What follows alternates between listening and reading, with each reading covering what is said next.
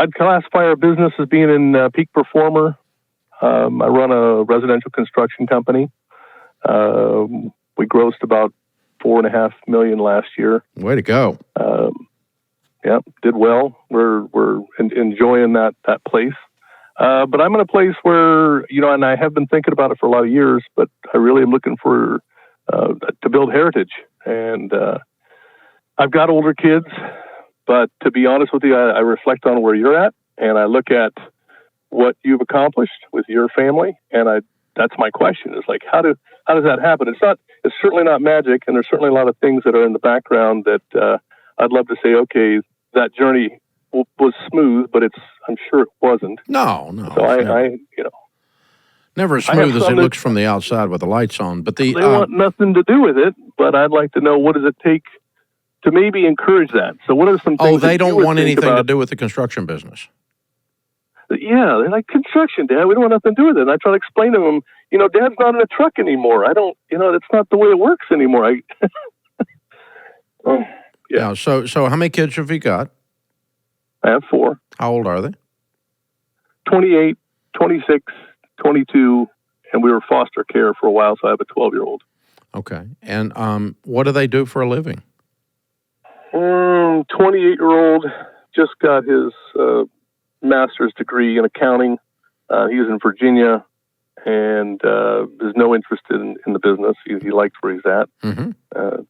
26-year-old is a behavioral therapist down in Southern California.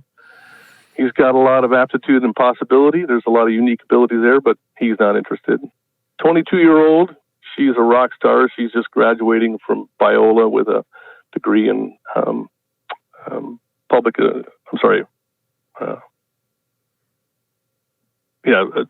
communications. I'm blanking right now. That's okay. She's a degree in communications. All right. What's she going to do with her life? Yeah, she's actually wanting to go work for Focus. And so we'll see. She may be able to do that. Okay. And I'm approaching the point where I'm going, okay, how much longer do I want to do this? And I'm enjoying myself now, but as I listen to you and I realize succession doesn't happen overnight, you're talking about 10, 15 years from now. And so I'll admit I have to deal with the anxiety of going, okay, should I get started? And well, you don't have anyone that wants to run or own this business in the family. No. And so you can't manufacture that. And if you take a behavioral therapist and an accountant and force them into the construction business on whatever manipulation or whatever, if they just showed up and did it because you asked them to, they'll be miserable. True. They don't want to do it.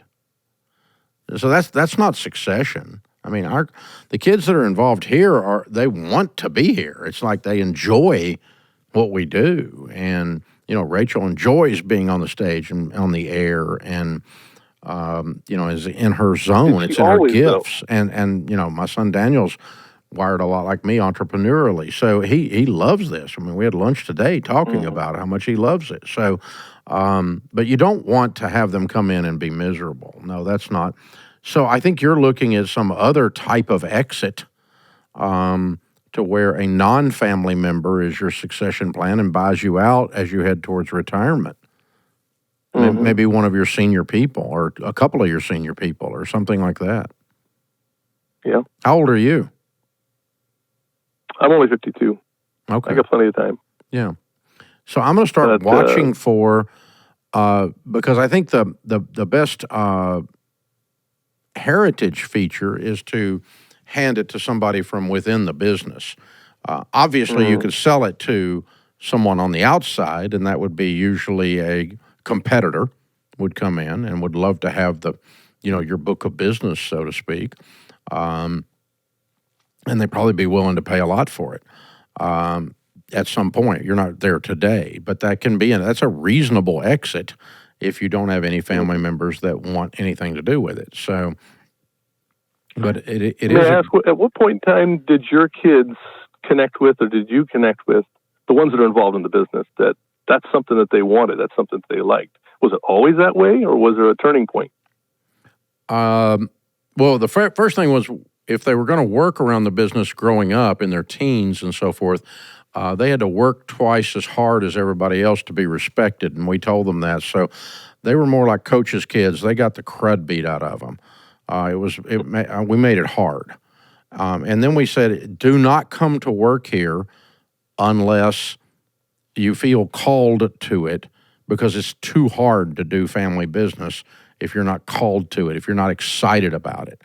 And so, different ones, Daniel considered not coming. And there's a story behind that. And then as he's coming out of college, some of his other mentors, not me, said, you'd be crazy not to look at this because it does fit your skill set. It does fit your thing. And I mean, it does fit your spiritual bent.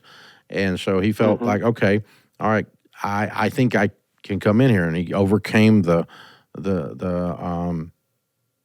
things he had in his head that were blocking him. So anyway, but that's him coming straight out of college into here. Rachel came straight out of college into here.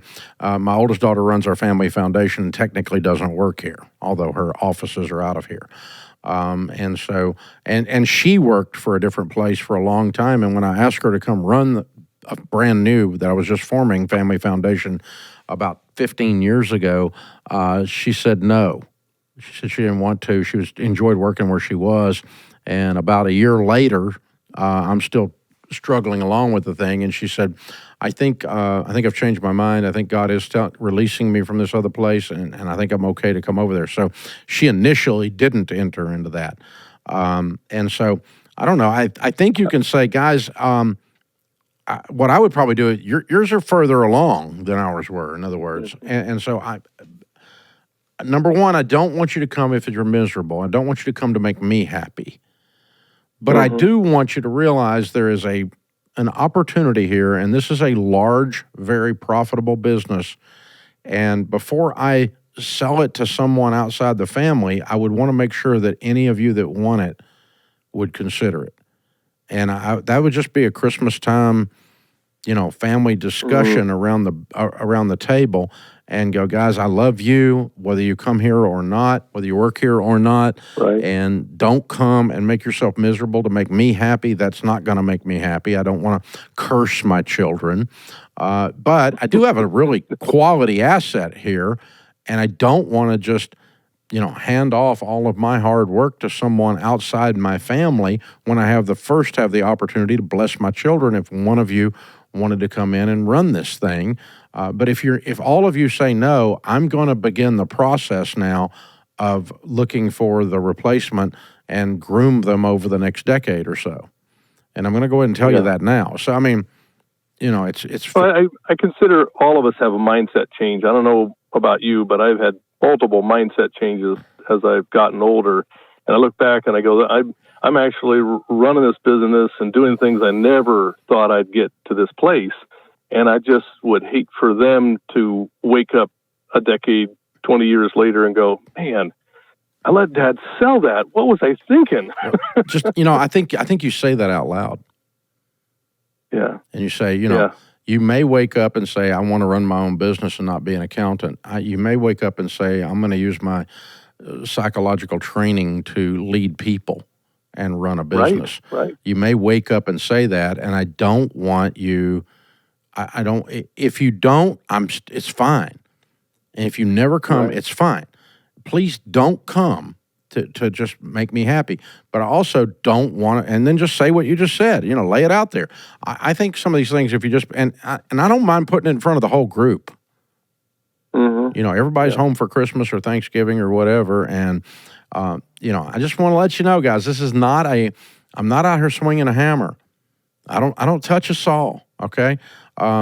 This is what we're doing. I'm running a business, and the people that work for me do, and the thing makes a lot of money, and I would hate for you all to miss the opportunity if you thought you might, and it's okay. If you don't, you can just say so, and it's not going to kill me. But I want to say this out loud to get the air cleared on it, because I don't want you to look back and have regrets, and I don't want to feel like I didn't give you every opportunity. So I'm giving you every opportunity now, because I'm going to start in 3 weeks on a different plan if all of you tell me no. And that's fine. Good. And that's, yeah, but at least you've done what you can do then. But I don't think you want to put any more pressure than that to bring them in. Because the people that I meet that are in a business to fulfill their daddy's dreams are miserable.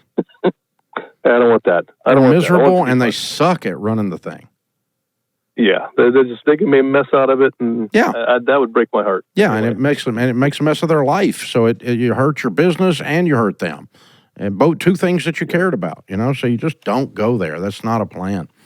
But to answer your question about our stuff, we started much earlier making those decisions, and so the on-ramp was longer because we started earlier. But that's okay. It doesn't mean it can't be done. And, if one of them says, I got a 50% chance. Okay, good. I want you to come over, visit, begin to understand what's going on, and to gather more information to decide if the 50% becomes 75 or if it becomes 25.